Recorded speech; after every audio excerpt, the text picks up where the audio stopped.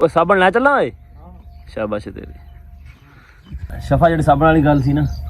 ਉਹ ਬੰਦੇ ਸੀ ਨਾ ਭਟਕ ਗਿਆ ਰਾਹ ਹਨੇਰੀ ਨੂਰੀ ਚੱਲੀ ਜਿੱਦਾਂ ਵੀ ਇੱਕ ਕੋਠਾ ਜਿਹਾ ਸੀਗਾ ਉੱਥੇ ਚਲੇ ਗਏ ਉਹ ਬਾਬਾ ਨੇ ਜਾ ਕੇ ਕਹਿੰਦੇ ਵੀ ਨਾ ਬਾਬਾ ਸੀ ਉੱਥੇ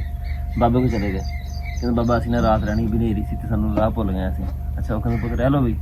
ਸਿਰ ਮੂੰਹ ਇੱਕ ਹੋਇਆ ਮਿੱਟੀ ਨਾਲ ਤੁਸੀਂ ਨਹਾਉਣਾ ਵਾ ਕਹਿੰਦਾ ਪੁੱਤ ਜਾਓ ਨਹਾ ਲਓ ਉਹ ਨਹਾਉਣ ਗਿਆ ਨਾ ਤੇ ਗੁਸਲਖਾਨੇ ਵਿੱਚ ਨਾ ਰੰਗ ਬਰੰਗੇ ਸਾਬਣ ਪਏ ਉੱਥੇ ਕੈਪਰੀ ਵੀ ਤੇ ਲਕਸ ਵੀ ਤੇ ਸੇਫਗਾਰਡ ਡਟੋਲ ਜਿਹੜਾ ਸਾਬਣ ਸੀ ਨਾ ਦੁਨੀਆ ਦਾ ਵੀ ਉੱਥੇ ਹਰ ਸਾਬਣ ਪਿਆ ਉਹ ਕਹਿੰਦਾ ਬਾਬਾ ਵੀ ਕਿਹੜਾ ਸਾਬਣ ਨਾ ਜੀ ਕਹਿੰਦਾ ਪੁੱਤ ਜਿਹੜਾ ਦਿਲ ਕਰਦਾ ਉਹਨਾਂ ਨਹਾ ਲਓ ਅੱਛਾ ਨਹਾ ਲਿਆ ਨਹਾ ਨੂੰ ਲਿਆ ਉਹਨਾਂ 3-4 ਜਣੇ ਸੀਗੇ ਉਹ ਮੁੜ ਕੇ ਪੁੱਛੇ ਯਾਰ ਰੋਲਾ ਕੀ ਇਹਨੇ ਸਾਬਣ ਬਾਬੇ ਨੇ ਕਾਹਤੋਂ ਰੱਖੇ ਹੋਏ ਆ ਬਾਬੇ ਨੇ ਖੈਰ ਉਹਨਾਂ ਨੂੰ ਪੁੱਛਿਆ ਬਾਬਾ ਸਾਬਣ ਕਾਹਤੋਂ ਰੱਖੇ ਇਹਨੇ ਉਹ ਕਹਿੰਦਾ ਪੁੱਤ ਅਸਲ 'ਚ ਮੈਂ ਨਵਾਉਣਾ ਮੁਰਦੇ ਤੇ ਜਿਹੜੀ ਸਾਬਣ ਨਾਲ ਨਵਾਈਦਾ ਨਾ ਉਹ ਗਾਚੀ ਮੈਂ ਲਿਆਉਂਦਾ ਨਾਲ ਤਾਂ ਮੈਂ ਤੈਨੂੰ ਕਹਿੰਦਾ ਸੀਗਾ ਉਹ ਗਾਚੀ ਉਰੇ ਦੇ ਸਾਬਣ ਵਾਲੀ ਮੁਰਦੇ ਤੇ ਨਹੀਂ ਨਵਾਉਣਾ ਹੱਥ ਨਹੀਂ ਧੋਤੇ ਪਿੱਛੇ ਉਹਦੇ ਨਾਲ ਮੁਰਦੇ ਦੇ ਹੱਥ ਨਹੀਂ ਨਵੀਂ ਗਾਚੀ ਖੋਲੀ ਸੀ ਹੱਥ ਨਹੀਂ ਧੋਤੇ ਸੀ ਉਹਦੇ ਨਾਲ ਮੈਂ